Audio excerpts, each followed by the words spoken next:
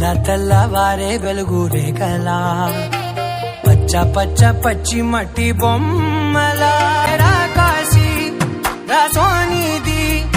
ఏ గడియల్లో పుట్టావేనైనా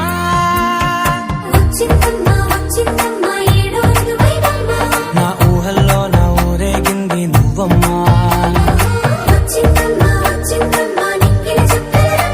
నా బ్రహ్మచర్యం బాకీ చెరిపేసిందమ్మా